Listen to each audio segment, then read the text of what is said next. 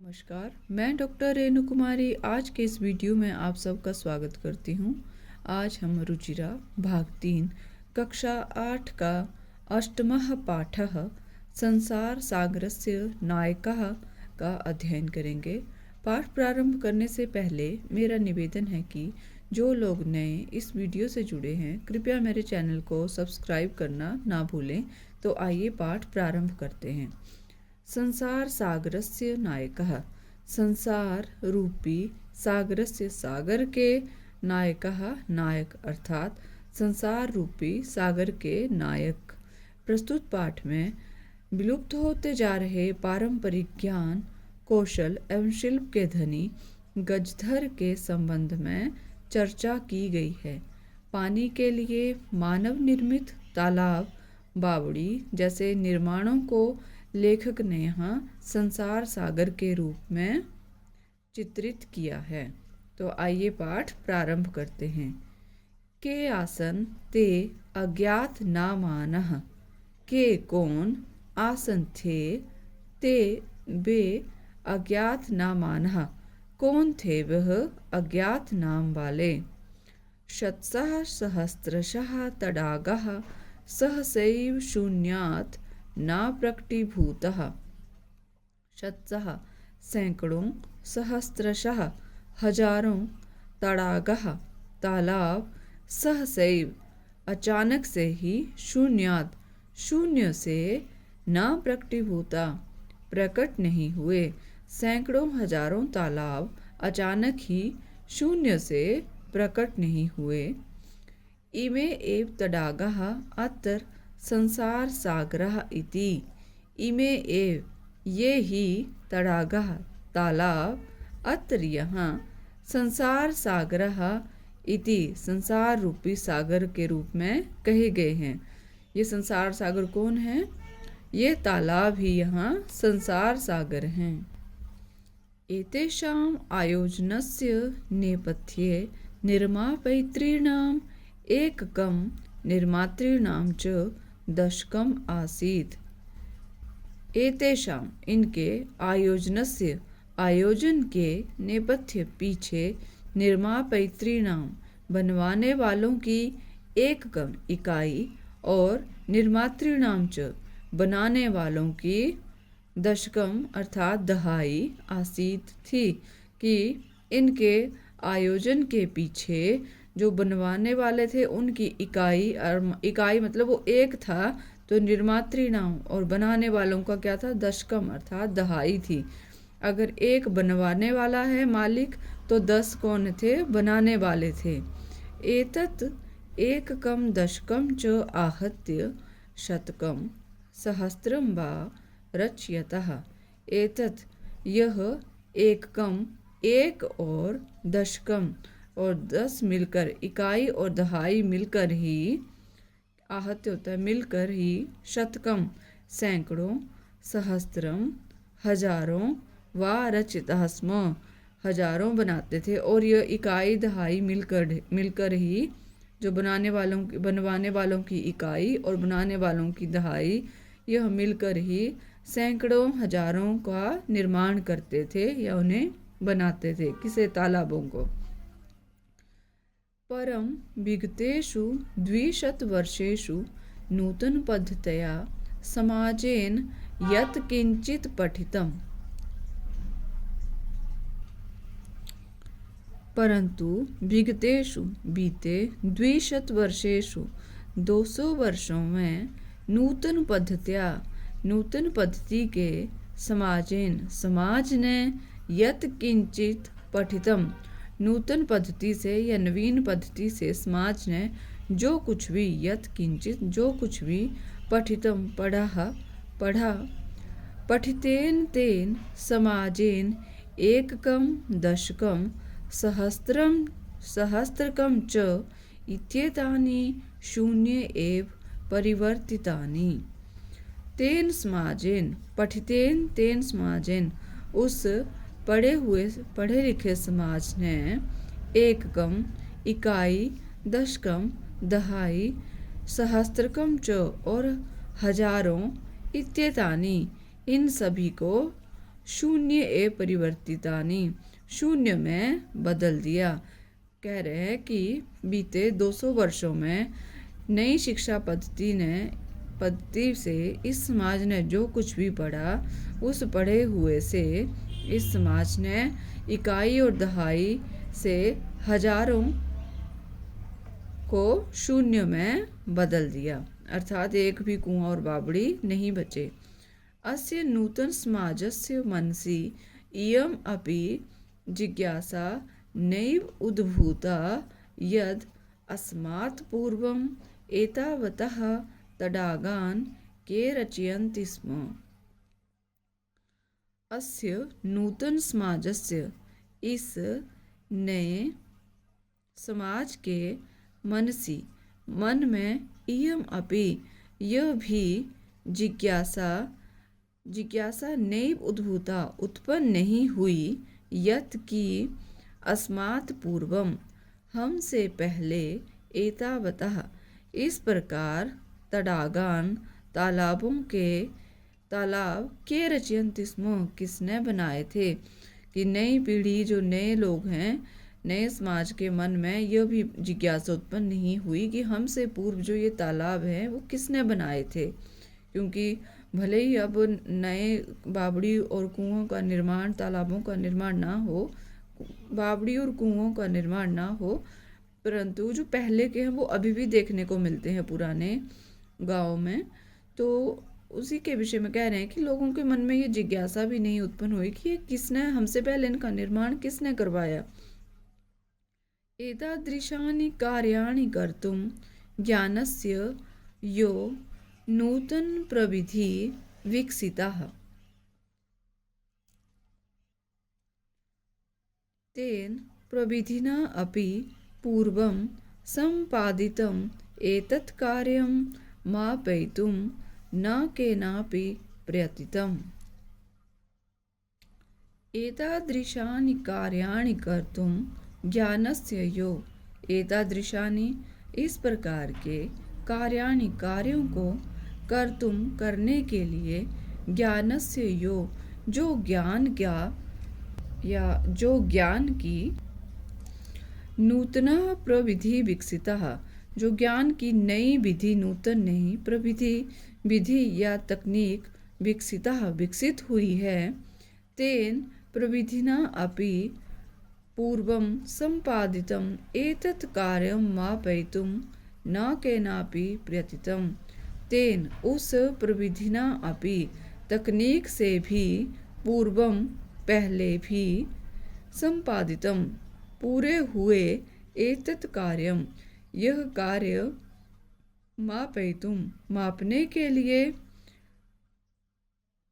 न केनापि प्रयतितम, किसी ने भी, केनापि, किसी ने भी, प्रयतितम, प्रयत्न नहीं किया। कि इनको मापने के लिए, कार्य कैसे पूरे हुए, इनको मापने के लिए, करने के लिए भी किसी ने प्रयत्न नहीं किया। अद्य ये अज्ञात नामानः वर्तन्ते, पुरा ते बहु प्रथितः आसन्। अद्य, आज, ये जो अज्ञात नामानः, अज्ञात नाम वाले, वर्तन्ते हैं, आज जो ये अज्ञात नाम वाले हैं, पुरा ते, पुराने समय में या पहले, बे, बहु प्रथिता, बहुत प्रसिद्ध, आसन थे, जो अब अज्ञात नाम वाले हैं वो पहले बहुत प्रसिद्ध थे। अशेषे ही देशे तडागाः निर्मीयन्ते स्म, अशेषे ही देशे, संपूर्ण देश में, तडागाः, तालाब, निर्मीयन्ते स्म, निर्मित होते थे। निर्मितारो अपि अशेषे देशे निवसन्ति स्म, और निर्माण करने वाले भी या बनवाने वाले भी संपूर्ण देश में, अशेषे देशे, समस्त देश में, निवसन्ति स्म, रहते थे। यह तालाब सारे देश में, संपूर्ण देश में होते थे, बनाए जाते थे, और इनको बनवाने वाले भी संपूर्ण देश में रहते थे। गजधरः इति सुन्दरः शब्दः तडाग निर्मातॄणां सादरं स्मरणार्थम। गजधरा, गज जमा धर अर्थात गज को धारण करने वाला। गज क्या होता है? जैसे कपड़े को नापने का, जैसे ये गज है, कपड़े को नापने का एक बड़ा सा डंडा होता था जो कम से कम 3 हाथ मतलब 3 फुट ऐसा कह सकते हैं, 3 हाथ लंबा होता था, जिसकी लंबाई 1 मीटर के हिसाब से, तो उसे गज कहते हैं। आज भी कपड़े वालों के पास जाएं तो वो कपड़े के जो थान से कपड़ा खोलते हैं तो वो गज से ही नापते हैं। तो गज धरा, गज को धारण करने वाले। इति सुंदरः शब्दः तड़ाग निर्मातृणाम सादरम स्मरणार्थम। यह सुंदर शब्द तड़ाग निर्मातृणाम तालाब बनवाने वालों के लिए सादरम स्मरणार्थम सम्मान सहित याद करने के लिए है। गजधर शब्द उन तालाब बनाने वालों के लिए सम्मान सहित याद करने के लिए बना है। राजस्थानस्य केषुचित् भागेषु शब्दो अयम अद्यापि प्रचलति। राजस्थानस्य, राजस्थान के, केषुचित् कुछ, भागेषु भागों में, शब्दो अयम यह शब्द, अद्यापि प्रचलति आज भी प्रचलित है। कह गजधरः, गजधर कौन थे? गजधर कौन है? ऐसा प्रश्न पूछा गया है कि कौन है गजधर। यह गज परिमाणम धारयति स गजधरः।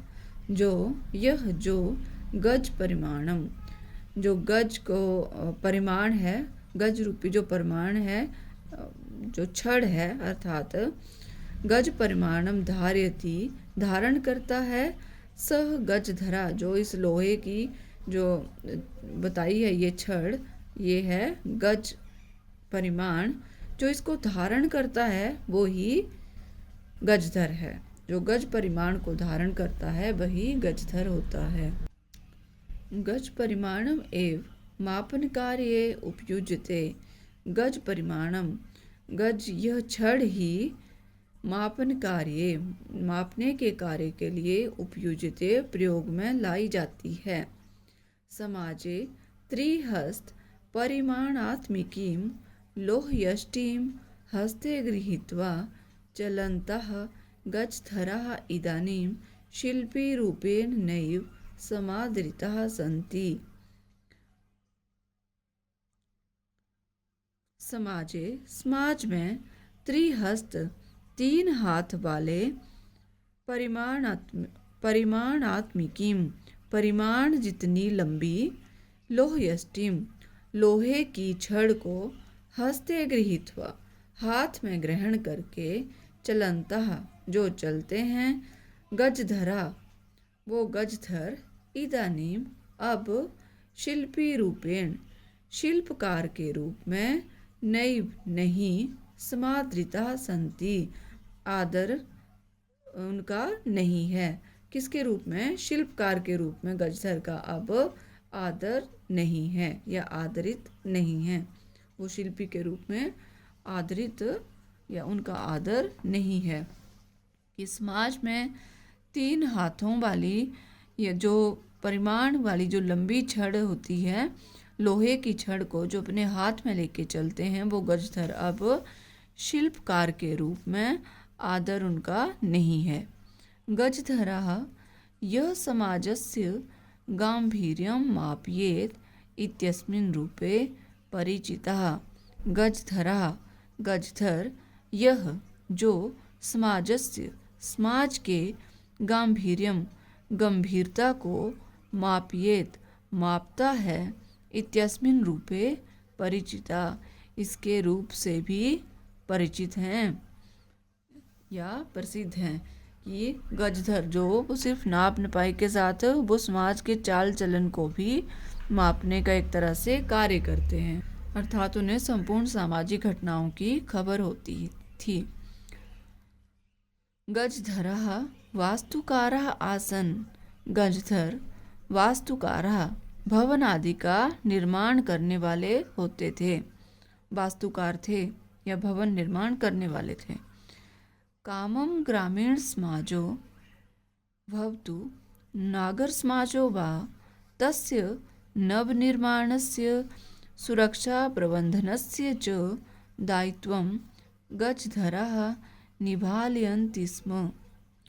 कामं ग्रामीणसमाजो भवतु, कामं चाहे ग्रामीण समाज गांव हो, भवतु नागर समाजो या नगर हो या शहर हो, वा तस्य नवनिर्माण अथवा उनका नवनिर्माण या पुनर्निर्माण करना हो, सुरक्षा प्रबंधनस्य और उनकी सुरक्षा का प्रबंध करना हो, च दायित्वं गजधरा निभालयन्ति स्म, इसका दायित्व गजधर ही निभालयन्ति भली भांति निभाते थे। चाहे गांव बसाना हो या शहर निर्माण करना हो या उनका पुनः नव निर्माण करना हो, उनकी सुरक्षा का प्रबंध और दायित्व गजधर ही भली भांति निभाते थे। नगर नियोजनात् लघु निर्माण पर्यन्तं सर्वाणि कार्याणि एतेष्वेव आधृतानि आसन्। नगर नियोजनात्, नगर नियोजन अर्थात बड़े बड़े शहरों का निर्माण करना हो, लघु निर्माण पर्यंतम या छोटे छोटे निर्माण कार्य तक, सर्वाणि कार्याणि यह सभी कार्य, एतेष्वेव इनके द्वारा ही, आधृतानि आसन इनके ऊपर ही आधारित थे या इनके द्वारा ही आधारित थे। ते योजना प्रस्तुवन्ति स्म, वह योजना का निर्माण करते थे, योजनाओं को प्रस्तुत करते थे। भावी व्ययम् आकलयन्ति स्म, भावी व्ययम् अनुमानित खर्चे का आदि का आकलयन्ति स्म आकलन करते थे। उपकरण भारान संगृह्णान्ति स्म, उपकरण भारान साधन सामग्री संगृह्णन्ति स्म संग्रह करते थे। प्रतिदाने ते न तद् याचन्ते स्म यद् दातुं तेषां स्वामिनः असमर्थाः भवेयुः। प्रतिदाने बदले में, ते न यद् याचन्ते ते वे न नहीं, तद वह याचन्ते मांगते थे, याचन्ते स्म अर्थात मांगते थे, यद दातुम जिसे देना, तेषां स्वामिना उनके स्वामी के लिए, असमर्था भवेयु यह असमर्थ हो, वो ऐसा बदले में वो ये सारे कार्य करते थे और बदले में वो ऐसा कुछ नहीं मांगते थे जो उनके स्वामी को देने में मुश्किल हो या वो असमर्थ हो। कार्य समाप्तौ वेतनानि अतिरिच्य गजधरेभ्यः सम्मानम अपि प्रदीयते स्म। कार्य समाप्तौ, कार्य की समाप्ति पर, वेतनानि अतिरिच्य वेतन के अतिरिक्त, गजधरेभ्यः गजधरों को, ससम्मानम अत्यधिक सम्मान, प्रदीयते स्म दिया जाता था, उन्हें अत्यधिक सम्मान या सम्मानित किया जाता था। नमः एतादृशेभ्यः शिल्पीभ्यः, नमः नमस्कार है इस प्रकार के श्रेष्ठ शिल्पीभ्यः शिल्पकारों को, इस प्रकार के श्रेष्ठ शिल्पकारों को मेरा नमस्कार है। ये हैं इस पाठ से संबंधित शब्दार्थ। विद्यार्थी इनका अध्ययन पाठ पढ़ने से पहले ही कर लें तो इससे पाठ को समझने में आसानी रहती है। आइए प्रस्तुत पाठ का अभ्यास करते हैं। प्रश्न नंबर 1, एक पदेन उत्तरत, एक पद में उत्तर दें। कस्य राज्यस्य भागेषु गजधरः शब्दः प्रयुज्यते, किस राज्य के भाग में गजधर शब्द का प्रयोग होता है। राजस्थानस्य, उत्तर है राजस्थानस्य, राजस्थान के भागों में गजधर शब्द का प्रयोग होता है। ख गज परिमाणम कः धारयति, गज परिमाण को कौन धारण करता है, गजधरः। कार्य समाप्तौ वेतनानि अतिरिच्य गजधरेभ्यः किम प्रदीयते स्म, कार्य की समाप्ति पर वेतन के अतिरिक्त गजधरों को क्या दिया जाता था, सम्मानम, उनको सम्मानित किया जाता था। के शिल्पी रूपेण न स्मादृताः भवन्ति। वे कौन हैं जो शिल्पी के रूप में उनको आदर प्राप्त नहीं है, शिल्पकार के रूप में जिन्हें आदर नहीं मिलता है। गजधरा। प्रश्न नंबर 2, अधोलिखितानां प्रश्नानां उत्तराणि लिखत। नीचे लिखे गए प्रश्नों के उत्तर लिखें। क, तडागाः कुत्र निर्मीयन्ते स्म। तालाब कहाँ बनाए जाते थे। इसका उत्तर है तडागाः सम्पूर्णदेशे निर्मीयन्ते स्म। तालाब समस्त देश में, पूरे देश में बनाए जाते थे। ख, गजधराः कस्मिन् रूपे परिचिताः। गजधर किस रूप में परिचित थे। गजधरा वास्तुकार रूपे परिचिताः। गजधर वास्तुकार के रूप में परिचित थे। गजधराः किं कुर्वन्ति स्म। गजधर क्या करते थे। गजधराः ग्रामीण समाजस्य नागर समाजस्य च नवनिर्माणस्य सुरक्षा प्रबंधनस्य च दायित्वं निभालयन्ति स्म।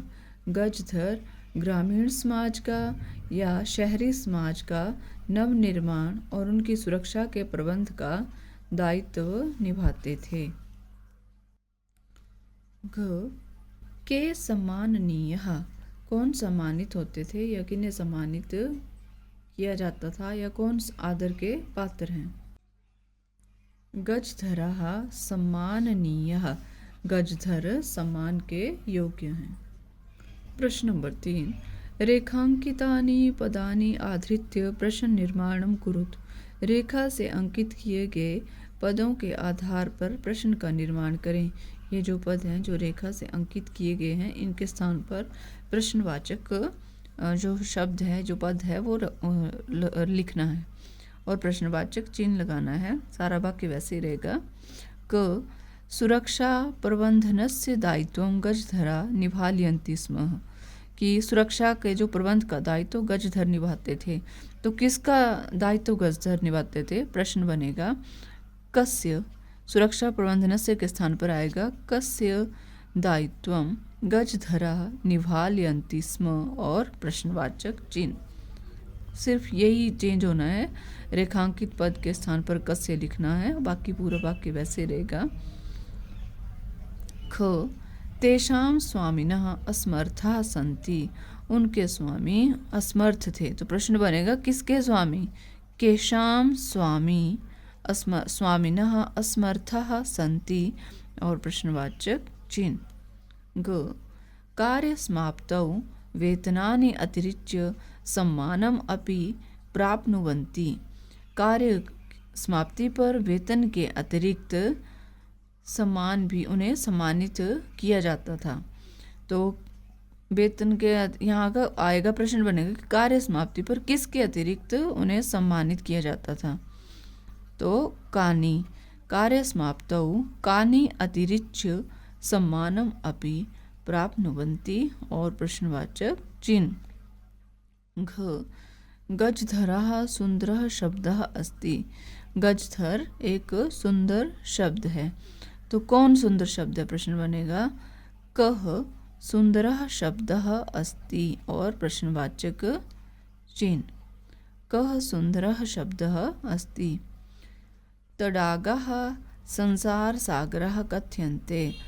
तालाब को क्या कहा जाता है। संसार रूपी सागर कहते हैं।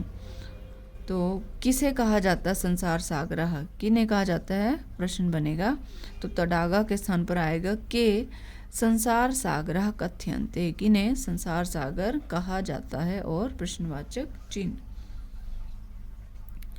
प्रश्न नंबर 4, अधोलिखितेषु यथापेक्षित संधिम विच्छेदम कुरुत। नीचे लिखे हुए जो पद नीचे लिखा हुआ है, जहाँ जरूरत हो, जिसकी आवश्यकता है, अगर संधि की आवश्यकता है तो संधि करें और या विच्छेद है तो वो जो उचित है वो करें। वाक्य के अनुसार जैसा दिया हुआ है संधि ही करनी है। यथापेक्षितम संधिम विच्छेदम कुरुत, परंतु यहाँ संधि ये है। क, अद्यजम अपि अद्यापि। स्मरण जमा अर्थम स्मरणार्थम। हाँ, जो भी उचित है, यहाँ विच्छेद करना था, यहाँ संधि की है। इति जमा अस्मिन इत्यस्मिन।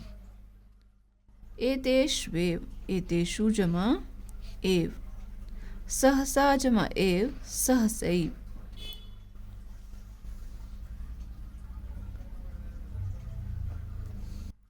प्रश्न नंबर 5।